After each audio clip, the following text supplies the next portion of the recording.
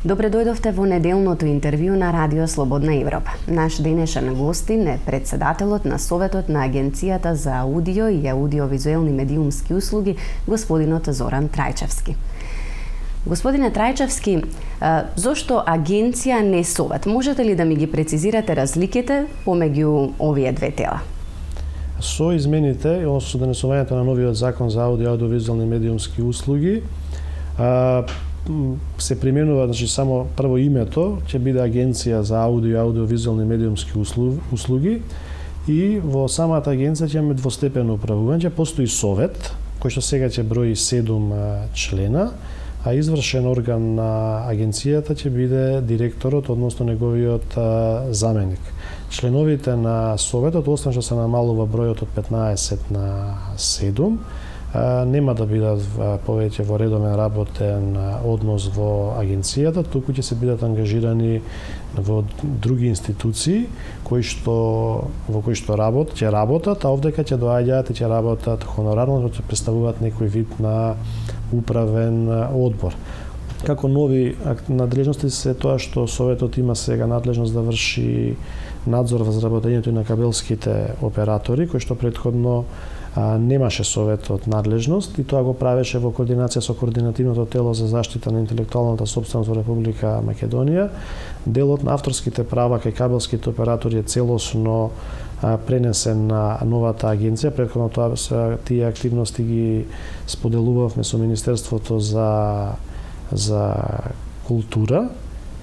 И друга новина што е значајна е тоа што со новиот закон е зголемена и финансиската независност, односно се зголемуваат и приходите кои што ќе ги има новата агенција, бидејќи за да може да ги спроведува сите своји надлежности кои што ги има, е неопходно да има и поголеми финансиски средства, бидејќи изминатиот период средствата кои што беа како приход на Советот за радиодифузија беа доволни само за покривање на тековните активности без можност да се инвестира во нови технологии, а тоа го бара секојдневниот развој на техниката и на технологијата, посебно која што е многу изразена во делот на електронските комуникации и радиодифузијата. Веќе споменавме дека новата агенција ќе има и ново тело, тоа ќе биде Советот, кој што, како што рековте, ќе брои 7 членови. А членовите ќе ги избира собранието. Остава ли можеби тоа простор за сомнеш за партизираност на ова тело? За да кажем, значи прво собранието ги избира сите, меѓутоа предлагачи се различни институции кои што немаат никаква допирна точка ниту со извршната, ниту законодавната, ниту било која друга власт. Значи, 2 члена ќе предложат двете најголеми издруженија на новинарите во Република Македонија.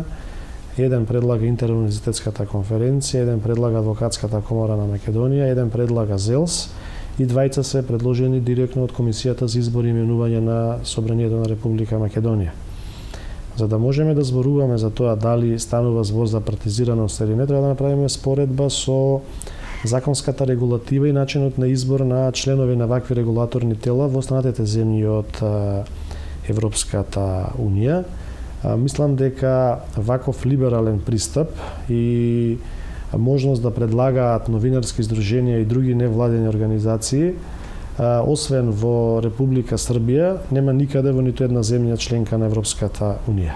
Независноста не се мери во тоа дали некој дали на кој начин е избран некој да биде член во некој регулаторно тело, не само за ова регулаторно тело, туку дали има интерес од областа која што регулира. А тоа значи дека членовите на Советот не треба да имаат или нивните семејства акции во трговските радиодифузни друштва и кабелските оператори кои што се предмет на регулација на ова регулаторно тело. Значи тоа е клучниот елемент кој што е важен при изборот на членовите на регулаторното тело и преку кој што како главен индикатор се мери нивната независност во западните демократии. Може некој да биде апсолутно политички независен, меѓутоа ако има акции во компаниите кои што ги регулира, тогаш не станува збор за никаква независност. Господине Трајчевски, малкумина се убедени дека измените или промените кои што беа направени во собственичката структура на медиумите на некој начин успеа да го отрагнат влијанието на политичките и економските центри на моќ врз уредувачката политика. Кој е вашиот впечаток? Па ние постапивме согласно законските надлежности и тие 8 или 9 случаи на недозволена собственичка структура кои што беа регистрирани изминатиот период мора да се прилагодат во 2012 година на тогаш актуелниот закон за радиодифузна дејност. Вие најдиректно ме прашувате за канал 77 и канал 77 и канал 5. Промената на собственоста е направена согласно законот и новите собственици собственоста на новите собственици не е во никаков судрир со ниеден закон во Република Македонија. Да, тоа теоретски е така, меѓутоа ве прашувам како гледач, значи дали приметувате влијание сепак на политичките, економските центри на моќ врз уредувачката политика во големиот дел од медиумите? Да, видете вака сега, јас ќе зборувам точно конкретно за овие два медиуми каде што имаше промена на собственичката структура. Во канал 77 имаше прво промена на собственичката структура на некоја си особа, Сашко Јованов, мислам дека се викаше, а со измените на закон за радиодифузна дејност лани во мај месец, претходниот собственик Горан Гаврилов ја префрли собственоста потоа од Сашко Јованов, се префрли на неговиот син Виктор Гаврилов. Тетката на Виктор Гаврилов е пратеник во парламентот.